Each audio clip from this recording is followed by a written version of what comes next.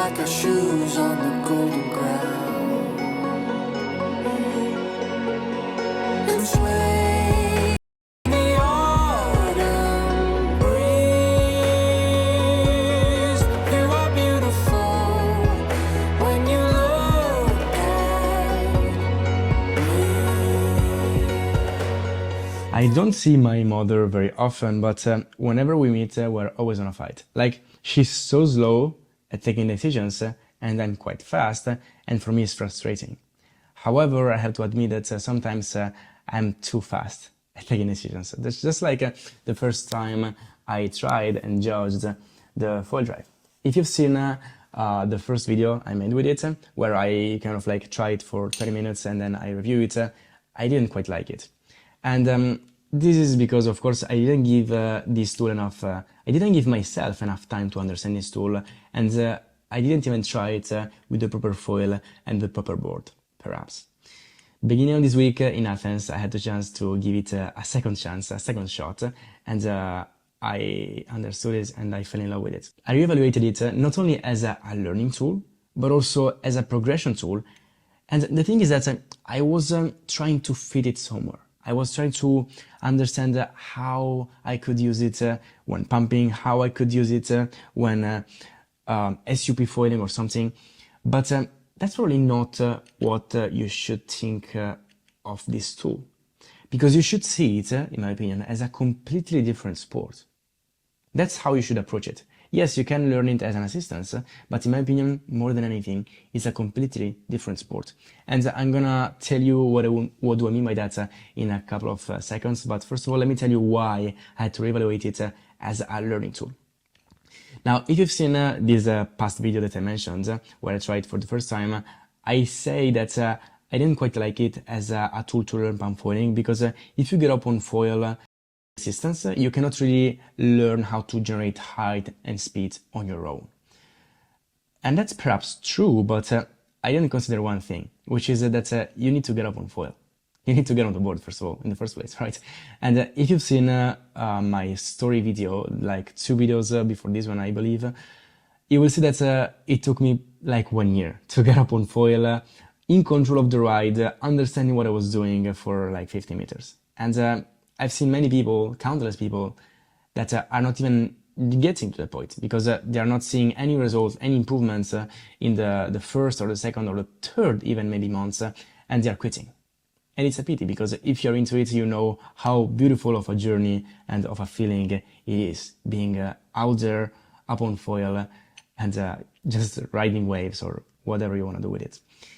And that's where this tool comes handy, because you can literally get up on foil in the first or maybe in the second sessions, if you have the right gear, which again is nothing crazy. It's like the pump foil, the foil that you would normally use to pump, and a surfboard. A 50-liter surfboard is gonna be perfect to learn and to get up on foil with it. Not even that complicated.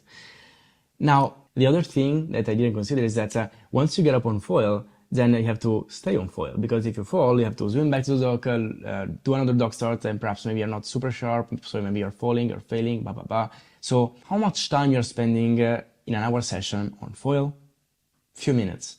And that's the difference. Because with this tool, you can spend more time on foil. So if, for example, you made a mistake because you don't know how to keep the speed that you generated with a foil drive, okay, no problem. You can simply pull the trigger once again, and you can generate some speed again, and you can try it after a few seconds. So there's a shorter gap between the mistake and you trying again that same activity. And this speeds up the learning process by a lot. And of course, you're spending way more time on foil in a session, right? But I said that you shouldn't really try to fit it in somewhere else. Like, dock starting is one thing. And I'm never gonna quit dock starting, because that's beautiful, it's fantastic. You shouldn't see it as a SUP foiling, because SUP foiling, it's a sport, it's fantastic. Okay, you can use the foil drive to learn how to get up on foil, as an assistance to learn the paddle up and stuff like that. You can use it on a surf foil to learn how to ride waves, because you can use it again as an assistance to get up on foil without having to generate all the speed on your own, and that's okay, that's fantastic. But you should, in my opinion, see it as a completely different sport. Because think about it, right? If you wanna ride big waves, if you wanna make long downwind runs, then you need to be able to paddle up. You need to be able to downwind SUP foil, right? And that's probably the hardest thing to learn when it comes to foiling, right? To sports involving a foil. Because you need to know how to pump in the first place, like first of all. You need to learn how to paddle up, and then you need to learn how to ride waves. So you need to learn how to maybe dock start, pump efficiently. You need to learn how to ride waves. So perhaps you need to be a surf foiler. You need to learn the paddle up, which is another thing completely. And then you need to learn a lot of things before you're able to get out there and ride big waves. And then even once you are out there, you need to learn how to scan. Otherwise, you're just falling and you're stuck and you need to paddle up again and you're just stuck in this loop. You just paddle up, you don't know how to scan, and then you don't have enough time to learn, to understand how to scan, how to choose, how to pick the proper bump to ride. And that's where this comes handy, because the foil drive, allow you to get out there far on a tiny board, not on a 100-liter board, on a 30 liters board, and you can literally ride the waves and downwinds without having to worry about falling. You have much more time to learn the proper wave to ride, because if you choose the wrong bump, okay, no problem. You just use the assistance and you choose another as well. And you can downwind even if you're not a pro. And that's the thing. That's the thing, right? You can use it to learn, yes, you can use it to improve, to progress, but you should see it more than anything, in my opinion, as a completely different sport that allow you to get out there in big conditions on a small board, on quite a small foil. And I tried it in flat water beginning of this week, and yesterday I had the chance to try it in choppy water, let's say. I cannot say that it was windy or wavy or anything like that, but it blew my mind because I was able to get up on foil a few times on a 29 liters board on a 940 square centimeter foil in no conditions with a tiny little bump. And how crazy it is.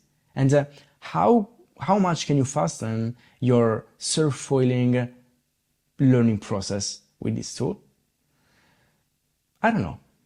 I'm not gonna answer the question. I'm not gonna say you buy it, because I understand that it's quite a good investment, a pretty solid investment. But you know what I'm gonna do? I'm gonna tell you, watch my videos, watch my future videos, watch my videos in the next few months, so that you can judge yourself the progression that maybe I'm gonna make with this tool. If I'm gonna use it and I'm not gonna make any progression, then you can see, okay, it's probably not worth it. But if I'm gonna use it and you will see me progressing fast in surf foiling and downwind foiling with this tool, then you can see that probably it's worth it, right? So again, as I said at the beginning, I'm often misjudging things. I'm often taking decisions too fast and giving opinions too fast. But this time I'm not gonna give any opinion. I'm just gonna tell you, watch my videos, subscribe, and make your own opinion about it, right?